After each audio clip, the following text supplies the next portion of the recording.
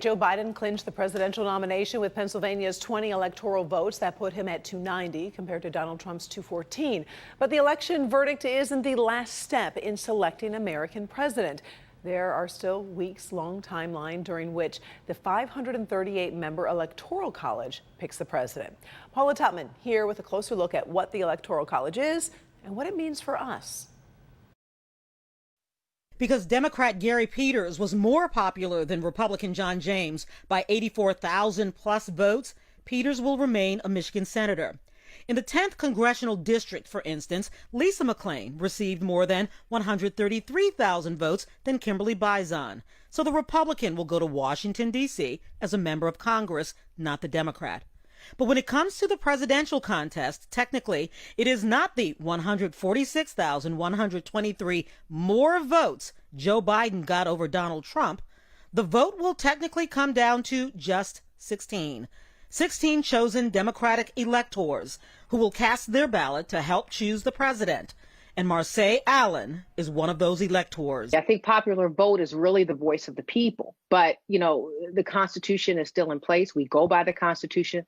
I'm a firm believer that we need to go by law. In short, the Electoral College was devised partially because in the 1700s, the electorate, or general population, was thought to lack the knowledge, education, and resources to be properly informed in their ability to pick the most important office in the land.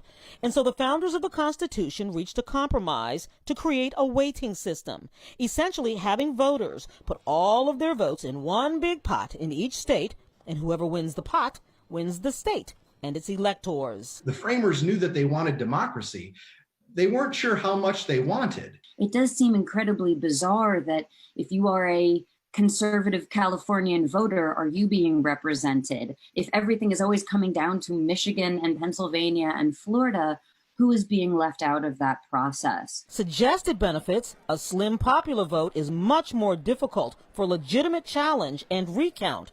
The weight of the Electoral College creates a wider margin for a mandate. People are smarter today. People have much more information at their disposal about these kinds of things. If Thomas Jefferson got into a time machine, many things would shock him about the 21st century, but not the least of which would be that we are still using the Constitution that we are today, because he wrote privately in letters that he thought that the Constitution should be rewritten or at least revised every 19 years, which in his mind was a generation. And this conversation is going on all across the nation, whether or not the Electoral College has withstood the test of time or needs to be amended away.